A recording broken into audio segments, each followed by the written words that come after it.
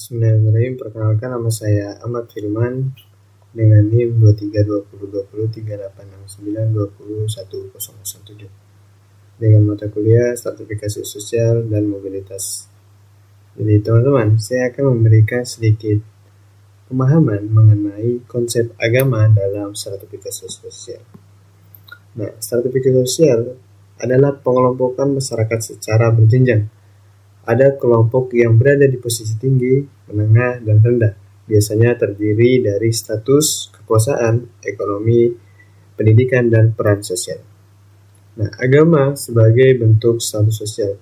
Jadi ternyata teman-teman, agama juga memiliki status sosial. Nah, dalam banyak masyarakat, orang yang dianggap religius atau memiliki kedudukan dalam institusi agama seperti ustaz, pendeta, biksu, pandita, atau tokoh agama lainnya, sering menjadi status sosial yang lebih tinggi. Masyarakat biasanya memberi mereka penghormatan lebih karena dianggap punya pengetahuan spiritual dan moral. Contoh, ustaz atau kiai sering dihormati dan dimintai pendapat dalam berbagai keputusan masyarakat. Di desa, seseorang imam masjid sering menjadi penengah konflik. Yang kedua, agama sebagai pembeda kelompok. Agama dapat menjadi faktor pembeda antara kelompok, misalnya kelompok mayoritas dan minoritas. Perbedaan praktik ibadah, perbedaan aturan adat dan pengaruh agama. Ketika masyarakat mengelompokkan orang berdasarkan agama, bisa muncul hierarkis sosial. Misalnya kelompok mayoritas dianggap lebih dominan daripada minoritas. Yang ketiga, ajaran agama mempengaruhi posisi sosial. Beberapa agama memiliki sistem nilai yang mengatur peran masyarakat. Misalnya, siapa yang dianggap pemimpin rohani, kewajiban dan tanggung jawab menurut ajaran agama, siapa yang boleh memimpin ibadah atau komunitas. Hal ini secara langsung membentuk struktur sosial internal di dalam komunitas beragama.